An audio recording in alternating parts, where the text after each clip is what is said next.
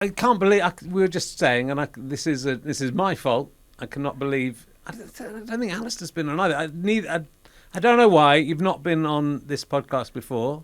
Yeah, I haven't been on the podcast. I'm literally trying not to be bitter about it. Every single person I know has literally been on this podcast, and I've got to be slightly bitter and twisted. So I just lied, and I said, "Oh yeah, I've done it a couple. Have you just done I've done it a couple of times in the theatre. I think, yeah." That's what you've driven me to, Mr. Herring. I think I just thought you were too classy to come on it. I thought you would say no. I'm not going to do it. So that's a bit sad, actually, that this is the first time, given our history. I know, but isn't that crazy? And I mean, what did I do?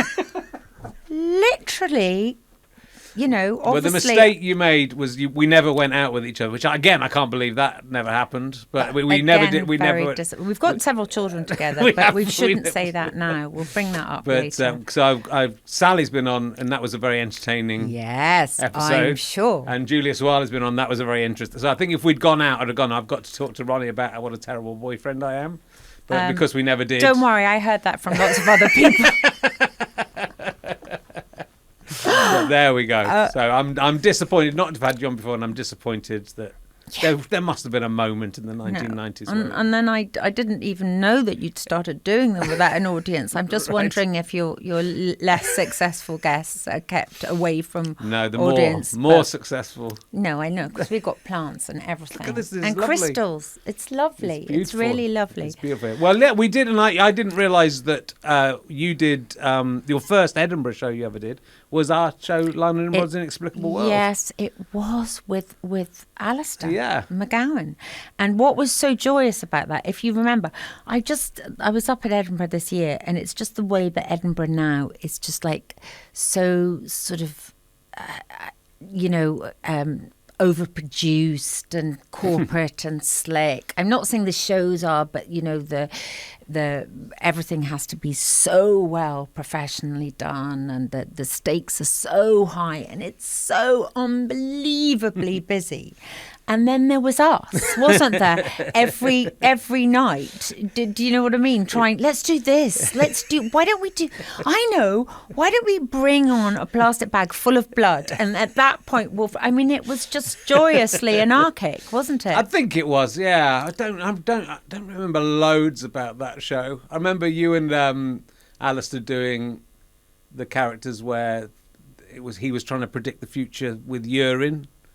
Do you remember that one? That's right, yeah. So there was, and he's still trying that on Instagram, actually. Yes. He's had quite a lot of luck, actually. This is the time to do it. As soon as you say longevity.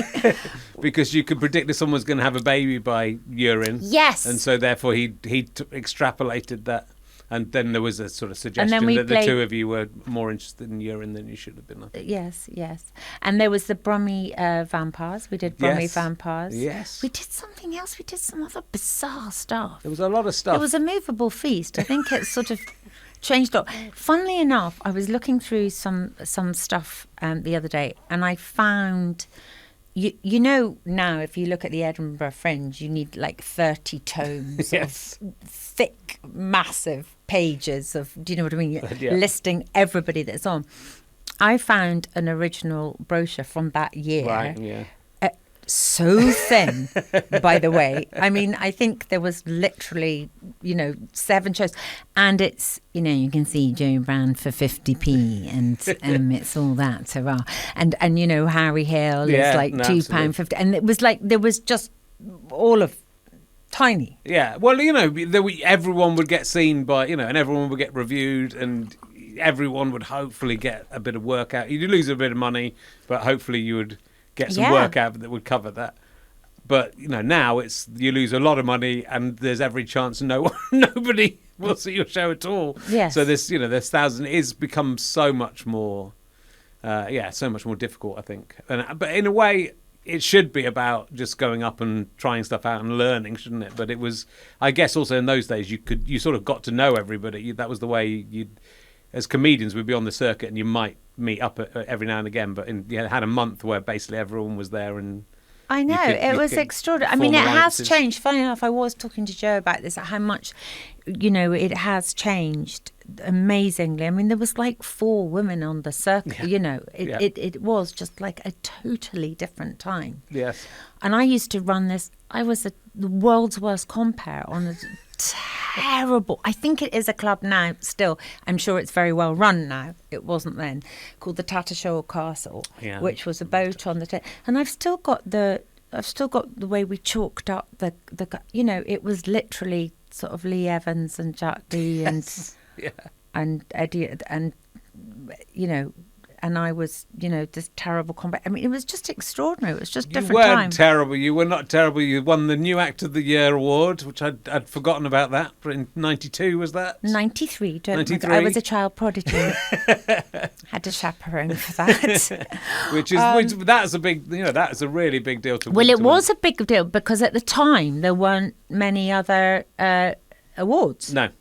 Were there? No. I mean, it's just totally it's almost been sort of slightly segued by lots of other bigger, better awards. Yes, yeah.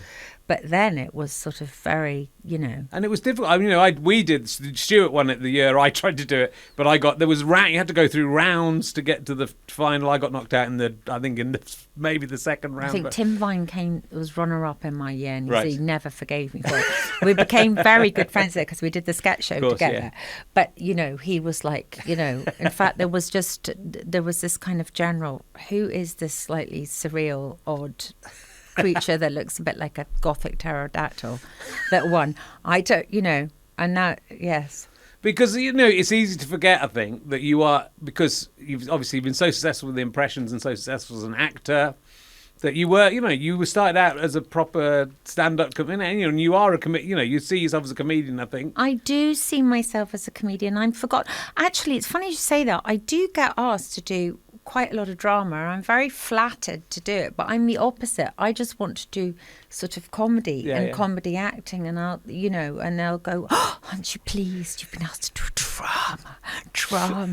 You're like a proper, But to me, that was the thing I wanted to do. Comedy's better than drama. I think, Richard, if you're a second out in drama, you're interesting. If you're a second out in comedy, you're not funny. Yes. Well, it's I think it's much harder to be funny than it is to be serious, right? Yes. I think like the things that get nominated for awards in acting are often just very weighty subjects, and it's sort of easy. I'm not saying it's easy because I do have a lot of respect for actors, but I think it's easier to do that than it is to take something and make people laugh, and that you would never get. If you had the funniest film in the world, you would never get an Oscar for being... No. In fact, I don't know where it is. One of your amazingly, incredibly vigilant audience, I bet somebody knows they're out there. But there is a fantastic clip of the Oscars where Robin Williams and a couple of the big, I think it's Steve Martin, get up on the Oscar and rant about how no comedian has ever won. But they do it in such a clever way. Right. Like they kind of take the piss out of actors because we don't have to do. Do you know what I mean? It's very, very clever. Yeah. But, I think there should be more respect for comedy. But, it doesn't matter. We're not bitter. We're not bitter about bitter at all.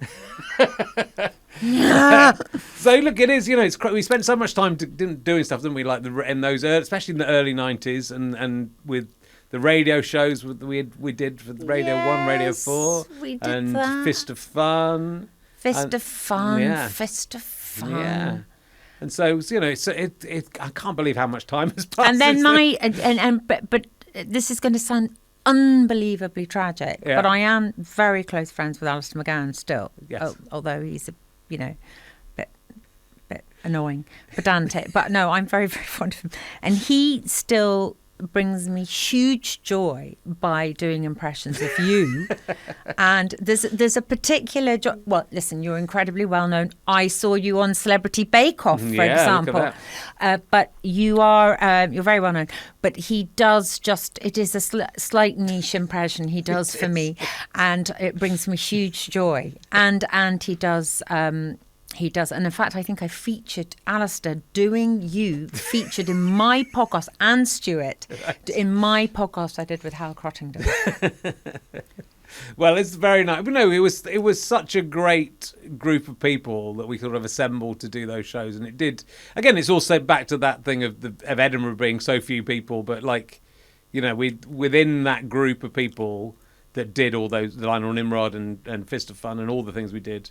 It was, you know, you and Alistair and Sally, who I know you're very good friends with still. Well, we got a company together, yeah. And, you know, Kevin Eldon, and, you know, it was such an amazing... I actually went to a birthday party of a comic recently, and they were all there, and it was just, you know, a lot of them were there. It's just extraordinary. Yeah. So, it's, you know, it was sort of, it was a time we were all coming together. How did you and Alistair meet? You didn't meet doing Lionel Nimrod. You knew each other before Lionel Nimrod. No, we met because... I think I was doing a gig. I think I was doing a very early. I was doing a very, very early open spot. I was absolutely appalling with hecklers. I would just stand and stare. In fact, once a very famous comic said to me, "Oh no, Ronnie, you should, when somebody shouts bollocks at you, no, don't, you shout, you should know, and you've only got two, and it's holding your brain. Oh no, you only got one, and it's holding your ears apart," or something like that. It was very clever. Yeah. And I thought, that's brilliant. I'll remember that. And then, of course, I get heckled, and I go, "Stop!" Someone shout bollocks at me. I go, No, you've got two. No, you've got one. No, that's wrong. Hang on. You know, I was terrible at hecklers. But anyway, I had a kind of quite esoteric, ethereal sort of act with lots of sort of weird impressions thrown in. Yeah. And I think we met at the Meccano Club. I think so. But at that time, I was actually doing... he was doing lots of different stuff, and he was doing... stuff with Harry Hill, which when Harry met... Oh, yeah, that's right. Do you remember that? When Harry met Ali?